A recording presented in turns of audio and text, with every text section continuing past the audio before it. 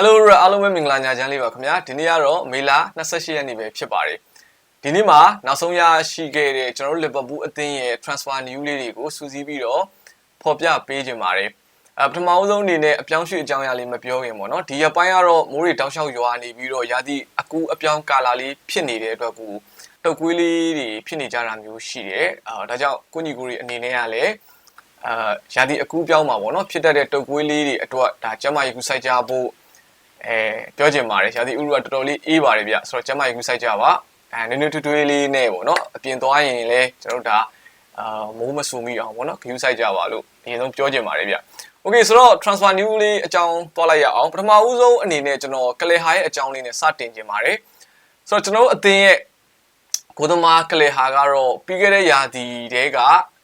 အသင်းပြောင်းရွှေ့ခွင့်ပေါ့နော်အသင်းကနေထွက်ခွာခွင့်ကိုအသင်းထံကိုဒါအတိပေးထားတာမျိုးရှိတယ်လို့ထွက်ခွာခွင့်တောင်းဆိုထားတဲ့အနေအထားမျိုးလေးရှိပါတယ်ဒါပေမဲ့ပြီးခဲ့တဲ့ရာသီတုန်းကလည်းကျွန်တော်တို့လီဗာပူးအသင်းကတော့ဒါကလေဟာကိုအသင်းမှာဆက်ရှိပေးဖို့အတွက်တောင်းဆိုခဲ့တဲ့အနေအထားမှာကလေဟာကတော့ကျွန်တော်တို့အသင်းမှာဆက်ရှိခဲ့တယ်ဆိုတော့ကလေဟာအတွက်ကလည်းလီဗာပူးအသင်းမှာဆက်နေခဲ့တဲ့အနေအထားလေးမှာမှန်ကန်တဲ့ဆုံးဖြတ်ချက်လို့ပြောမှာပေါ့နော်ပရီးမီးယားလိချန်ပီယံဖလားကြီးကိုကင်မြောက်ခွင့်ရရှိခဲ့တယ်ဆိုတော့လက်ရှိမှာလည်းအပြောင်းရွှေ့သတင်းတွေအရာကလေဟာကထပ်မံပြီးတော့ဒါအသင်းတစ်သင်းကိုပြောင်းရွှေ့ဖို့အတွက်လီဗာပူးအသင်းကိုဒါထပ်မံပြီးတော့တောင်းဆိုထားတယ်လီဗာပူးအသင်းမှာလည်းပထမပွဲထွက်ခွင့်ဂိုးသမားအဖြစ်ကလေဟာကိုအမခံချက်ပေးနိုင်တာမျိုးမရှိဘူးဒါအပြင်လာမယ့်ရာသီမှာဆိုလို့ရှိရင်တော့ကျွန်တော်တို့အသင်းရဲ့စီနီယာဂိုးသမားကြီးအလက်ဆင်ဘက်ကရှိနေအောင်မဲ့အပြင်ကို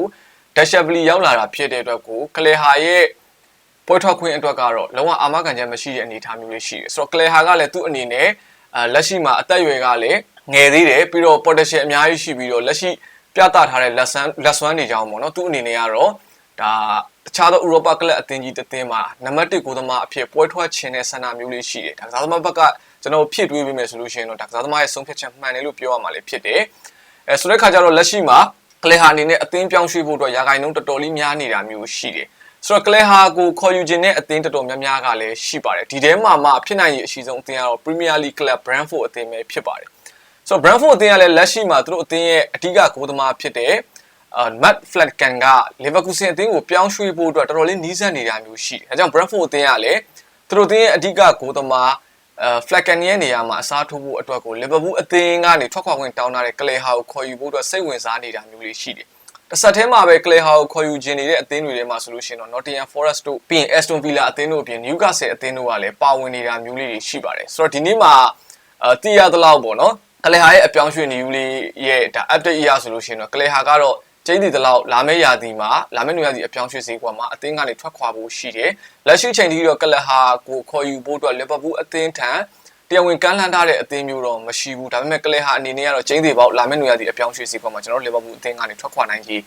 များပါတယ်။ဒါလေးကတော့ကလဟာရဲ့ transfer news လေးပဲဖြစ်ပါတယ်။နောက်ထပ်ကတော့ကျွန်တော်အသင်းနောက်ခံကစားသမားလေးခွန်ဆက်ရဲ့အပြောင်းရွှေ့လေးကိုတော့ဒီနေ့မှာပဲဒါ update transfer news တွေအရာ Crossite ကပေါ်ပြလာတာလေးကိုကျွန်တော်ပြောပြပေးခြင်းပါတယ်။ဆိုတော့ Crossite ကပေါ်ပြချက်အရာဆိုလို့ရှိရင်တော့ကျွန်တော်လီဗာပူးအသင်းဘက်ကခွန်ဆက်ကိုပေါင်တန်း30ဝန်းကျင်ခန့်ရရှိခဲ့မယ်ဆိုလို့ရှိရင်တော့ရောင်းချသွားနိုင်ပွဲရှိတယ်ဆိုတဲ့သတင်းလေးတစ်ပုဒ်ကတက်လာတာမျိုးရှိပါတယ်။ဆိုတော့ပြီးခဲ့တဲ့ရက်ပိုင်းတွေတုန်းကတော့ခွန်ဆက်ကိုကျွန်တော်လီဗာပူးအသင်းကမရောင်းချဘူး။ဒီပြကြီးအာနစ်စလော့အနေနဲ့ကလည်းခွန်ဆက်လေးရဲ့အရေးအသွေးကိုယုံကြည်တယ်။အသင်းမှာပေါ့နော်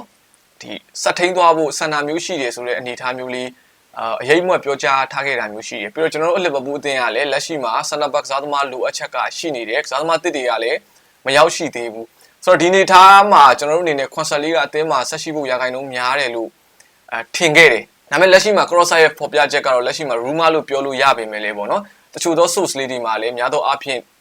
ခွန်ဆက်ရဲ့ transfer news လေးတွေ့နေရတာမျိုးရှိတယ်ဒီပြောင်းရွှေ့အကြောင်းလေးကိုကျွန်တော်ကပြောပြခြင်းလည်းဖြစ်ပါတယ်လက်ရှိမှာတော့လီဗာပူးအသင်းကတဲ့ခွန်ဆက်ကိုပေါင်တန်း30နဲ့အထက်ရရှိခဲ့မယ်ဆိုလို့ရှိရင်တော့ရောင်းချသွားဖို့စိတ်ကူးလာနိုင်တယ်ဆိုတော့transfer news လေးတက်လာပါတယ်ပြီးတော့ခွန်ဆက်ကိုခေါ်ယူခြင်းနေတဲ့အသင်းတွေထဲမှာဆိုလို့ရှိရင်တော့ဒါ Leverkusen ပါနေတာမျိုးရှိတယ်ဒါအပြင်ပေါ့နော် Bundesliga ရဲ့ထိပ်သီးအသင်းကြီးဖြစ်တဲ့ Dortmund ကလည်းခွန်ဆက်နဲ့ကျွန်တော်တို့လီဗာပူးအသင်းအခြေအနေလေးကိုစောင့်ကြည့်နေဆိုတဲ့သတင်းလေးကထပ်တက်လာပါတယ်ဒါအပြင် Nottingham Forest, Bournemouth, Brentford, Everton, Newcastle အသင်းတွေကလည်းခွန်ဆက်ကိုစိတ်ဝင်စားနေတယ်လို့တော့သိရပါတယ်ဆိုတော့ကျွန်တော်တို့လီဗာပူးအသင်းအနေနဲ့ကခွန်ဆက်လေးကိုရောင်းချသွားမလားတစ်ချက်စိတ်ဝင်စားပွဲစောင့်ကြည့်ရမှာမျိုးတော့ရှိတယ်။တေချာတာကတော့စန်တာဘက်ကစားသမားတအူးကိုလာမယ့်နွေရာသီအပြောင်းရွှေ့ဈေးကွက်မှာခေါ်ယူပြစ်ခဲ့မှသာခွန်ဆက်ကိုရောင်းချဖို့ရာဂိုင်နှုန်းရှိရလို့တော့ကျွန်တော်ထင်တယ်ဒါကတော့ကျွန်တော်ရဲ့သုံးသပ်ချက်အမြင်တကယ်လို့ လာမယ့်နွေရာသီအပြောင်းရွှေ့ဈေးကွက်မှာစင်တာဘက်ကစားသမားတဦးကိုမခေါ်ယူပြီးခဲ့ဘူးဆိုလို့ရှိရင်တော့ခွန်ဆက်ကိုလီဗာပူးတင်ကလုံးဝရောင်းချသွားဖို့မရှိဘူးလို့တော့ကျွန်တော်ထင်ပါတယ်လက်ရှိမှာတော့ကျွန်တော်တို့အသင်းရဲ့transfer အနေအထားလေးကတော့ breaking news တွေအရပေါ့နော် frame ပေါင်ကတော့အားလုံးသိကြတဲ့အတိုင်းရောက်လာပြီလီဗာပူးအသင်းရဲ့ process တွေကိုလုပ်ဖို့အတွက်ကိုအင်္ဂလန်ကိုရောက်နေတာမျိုးရှိတယ်တစ်ဆက်တည်းမှာပဲ Florian Wirtz ကို officially ကျွန်တော်တို့ကန်လှန်ထားတယ် Leverkusen အသင်းဘက်ကတော့အကြောင်းမပြန်သေးတဲ့အတွက်အခြေအနေကိုတော့မသိရသေးဘူးဒါပေမဲ့အခြေအနေကောင်းနိုင်မှုရှိတယ်ပြီးတော့ Carcass လေးပေါ့နော် Carcass လေးနဲ့ကျွန်တော်တို့ကလည်းပုံကိုယ်ရေးဆိုင်ရာသဘောတူညီမှုရရှိသွားပြီလက်ရှိမှာသိရတဲ့ transfer news တွေအရဆိုလို့ရှိရင်တော့ဖုံးမောက်တင်ကတော့ပေါင်56တန်းဝန်းကျင်ခန့်လောက်အလိုရှိနေလို့တော့သိရတယ်ဒီပြောင်းရွှေ့ကြီးကသာ Liverpool တင်းကပေးချင်မယ်ဆိုလို့ရှိရင်တော့လာမယ့်ရက်ပိုင်းအတွင်းမှာ Carcass လေးကလည်း heavy goal ဖြစ်လာနိုင်ဖို့ရှိတယ်ဆိုတော့တစ်ဆက်တည်းမှာပဲကျွန်တော်တို့က Hugo Itai လေးကိုလည်းကန်လန်ဖို့အတွက်ဆက်သွယ်နေတာမျိုးလေးရှိတယ်ဆိုတော့လက်ရှိမှာကျွန်တော်တို့ဖြစ်နိုင်ရင်ရှိတယ်ကစားသမား၄ဦးလောက်ရောက်လာဖို့ရှိတယ်ဒီနေ့ထားမှာ Liverpool အသင်းအနေနဲ့ဆက်ပြီးတော့ center back ကစားသမားတဦးကိုခေါ်ယူသွားမလားကျွန်တော်တစ်ချက်ကြည့်ရမယ်ကျွန်တော်ရှင်းရပြောလို့ center back ကစားသမားတဦးကိုခေါ်ယူပစ်ခဲ့တယ်ဆိုမှခွန်ဆက်လေးကိုရောင်းချနိုင်ဖို့ရှိတယ်အခုလက်ရှိသတင်းထွက်ပေါ်နေတဲ့ပေါင်တန်း30ဆိုတဲ့ပြောင်းရွှေ့ကြီးနေပေါ့နော်တကယ်လို့ center back ကစားသမားတဦးကိုဒါ Liverpool အသင်းအနေနဲ့မခေါ်ယူပစ်ခဲ့ဘူးဆိုလို့ရှိရင်တော့ခွန်ဆက်ကိုလာမဲ့ဆောင်းရာသီအပြောင်းရွှေ့ဈေးကွက်လောက်ထိတော့ဆက်ထိန်းသွားနိုင်ကိုတော့ရှိပါတယ်ဆိုတော့ခွန်ဆာလီကလည်းလက်ရှိမှာပြိုတိုင်းကြိုက်တဲ့နှင်းစီခိုင်ဖြစ်နေပေါ့နော် Premier League ကလပ်တွေထဲမှာဆိုလို့ရှိရင်တော့ Forest ဖုံးမောက် Castle Brentford Everton ဆိုတဲ့အသင်းတွေပါဝင်နေသလိုဒါ Bundesliga ထိပ်သီးကလပ်အသင်းကြီးနှစ်သင်းဖြစ်တဲ့ Dortmund နဲ့ Leverkusen တို့လည်းစိတ်ဝင်စားနေဆိုတဲ့အကြောင်းအရာလေးကတော့ဒီနေ့မှာတက်လာတာမျိုးရှိပါတယ် Okay နောက်ထပ်အကြောင်းအရာလေးတစ်ခုကတော့Frankfurt ရဲ့တိုက်စစ်မှု Itai ပေါ့နော် Itai နဲ့ကျွန်တော်တို့ရဲ့အပြောင်းရွှေ့သတင်းလေးကလည်းနေတိုင်းဆိုတက်နေတာမျိုးရှိတယ်ဒီနေ့မှာဆိုလို့ရှိရင်လည်းဒါ Itai ကိုတရားဝင်ကန့်လန့်မှုအဖြစ် Liverpool အသင်းကလှုပ်ဆောင်သွားဖို့ရှိရဆိုတော့ update news လေးတက်နေပါတယ်တစ်ဆက်တည်းမှာပဲ Itai ကိုကြားဖြတ်ခေါ်ယူဖို့တော့ Chelsea အသင်းကလည်းစိတ်ဝင်စားနေပြီးတော့ Liverpool အသင်းထက်လက်ဦးမှုရယူသွားဖို့ရှိရဆိုတဲ့သတင်းကဒီနေ့မှာတက်နေတာမျိုးရှိတယ်ဒါကို The Mirror အပြင်တခြားသောနာမည်ကြီးဒါ report တွေအရာလည်းကျွန်တော်သိရပါတယ်ဆိုတော့ Chelsea အသင်းကလည်းတိုက်စစ်ပိုင်းမှာဆိုလို့ရှိရင်တော့ Nkunku ရဲ့အနာဂတ်ကမတိမကြလေးဖြစ်နေတယ် Nkunku ဒီတေချာတလောက်ရှိတာကတော့လာမယ့်နေရာဒီအပြောင်းရွှေ့ဈေးကွက်မှာ Chelsea အသင်းကထွက်ခွာဖို့ရာခိုင်နှုန်းတော်တော်လေးများတယ်ပြီးတော့ Nicolas Jackson ရဲ့အရေးသွေးပေါ်မှာလည်း Chelsea အသင်းအနေနဲ့တိတ်ပြီးတော့လည်းအားမရတာမျိုးလေးရှိတယ်လို့သတင်းတွေအရာသိရတယ်ဒါကြောင့်လည်း number 9 row တိုက်စစ်မှုတအုပ်ကို Chelsea အသင်းအနေနဲ့ထပ်ပြီးတော့ဖြည့်တင်းသွားနိုင်ဖို့ရှိရဲဆိုတဲ့သတင်းတွေကလည်းတောက်လျှောက်တက်နေတယ်ပြီးတော့ Chelsea အသင်းဒီလာမယ့်ရာသီမှာ Champions League ဝင်ငွေရရှိထားတာဖြစ်တဲ့အတွက်ကိုအသင်းရဲ့တိုက်စစ်ကိုပို့ပြီးတော့ strong ဖြစ်ချင်တာမျိုးလူစင်းရလည်းပို့ပြီးတောင့်တင်းစေချင်တာမျိုးရှိတဲ့အတွက်ကို Liverpool အသင်းစိတ်ဝင်စားနေတဲ့ Hugo Itai လေးကို Chelsea အသင်းကဒီနေ့မှာပဲစိတ်ဝင်စားလာပြီးတော့ကြားဖြတ်ခေါ်ယူဖို့တော့ကြိုးစားလာတယ်ဆိုတဲ့အကြောင်းအရာလေးကတော့တက်လာပါတယ်ဆိုတော့ Hugo Itai ကလည်းလက်ရှိချိန်မှာဆိုလို့ရှိရင်တော့ပြောင်းရွှေ့ကြီးအရာEuro တန်း80နဲ့ Euro တန်း100ဝန်းကျင်ကြားရှိရပေါ့နော်ဆိုတော့ Liverpool အသင်းကလည်းဒီနေ့မှာပဲကန်လန်မှုပြုလုပ်လာဖို့ရှိတယ်လို့ Chelsea အသင်းဘက်ကလည်းကြားဖြတ်ခေါ်ယူမယ်ဆိုတဲ့သတင်းလေးကဒီနေ့မှာတက်နေပါတယ်ဒါကြောင့် Hugo Itai ကိုကျွန်တော် Liverpool အသင်းအနေနဲ့ခေါ်ယူမယ်ဆိုလို့ရှိရင်တော့ခက်တွတ်တွတ်လေးစူးစမ်းဖို့တော့လိုနေပါတယ်ဒီအပြောင်းရွှေ့ထဲမှာ Chelsea လည်းဝင်ပါလာပြီဖြစ်တဲ့အတွက်ပေါ့နော်ဒါကြောင့်Hugo Itai ရဲ့အနာဂတ်လေးကဘယ်လိုဖြစ်လာမလဲ